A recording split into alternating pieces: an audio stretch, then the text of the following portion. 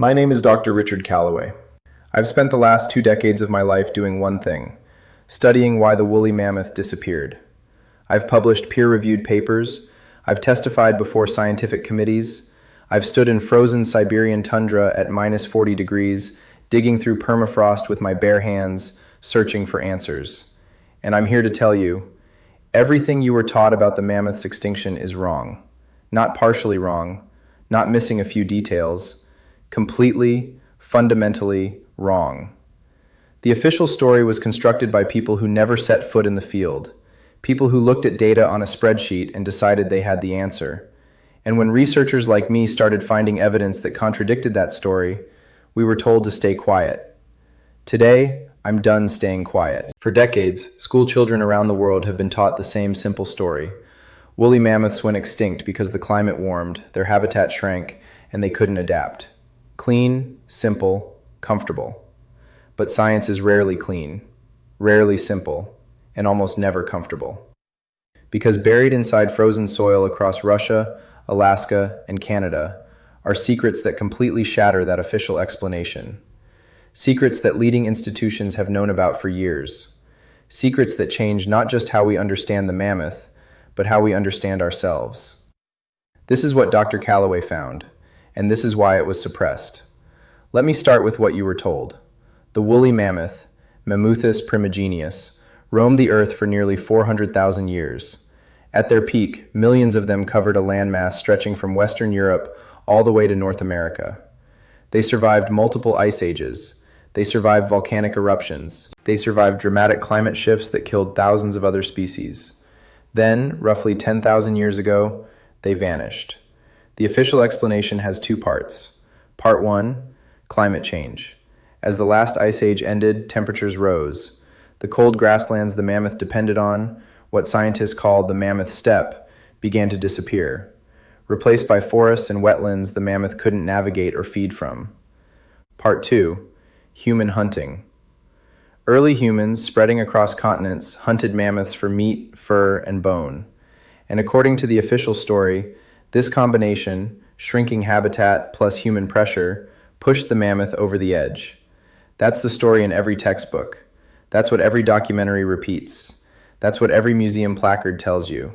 And for years, I believed it too, until I went to Siberia. In 2004, I joined an expedition to the Yakutia region of northeastern Siberia, one of the most remote places on Earth. Temperatures that will kill you in minutes if you're unprepared.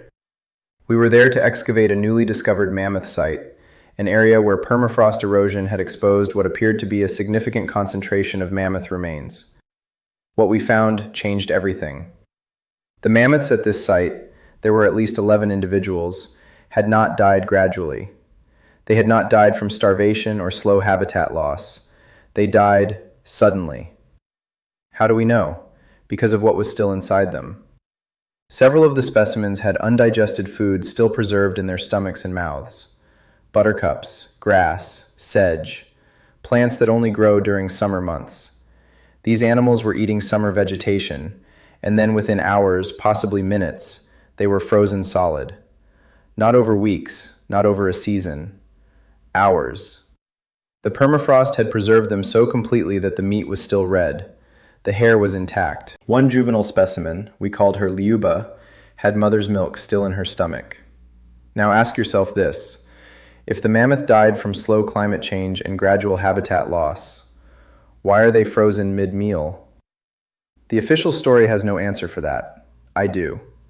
What the evidence points to, and what a growing number of serious scientists now believe, though few will say it publicly, is a catastrophic event, not slow climate change.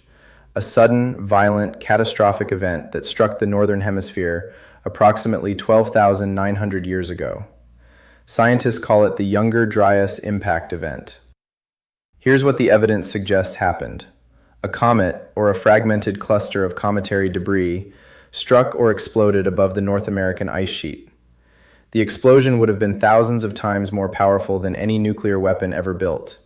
It triggered instant temperature drops across vast regions of the Northern Hemisphere. It sent shock waves of superheated air followed immediately by catastrophic freezing across the mammoth's entire habitat range. Animals that were grazing in summer fields were frozen, where they stood within hours. This theory is supported by a remarkable body of physical evidence, a global layer of nanodiamonds found in sediment dating to exactly 12,900 years ago. Nanodiamonds only form under extreme cosmic impact pressure. They've been found on 4 continents.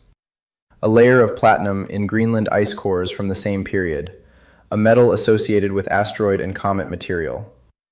Magnetic spherules, microscopic balls of melted rock, found across North America, Europe, and the Middle East, all dating to the same event.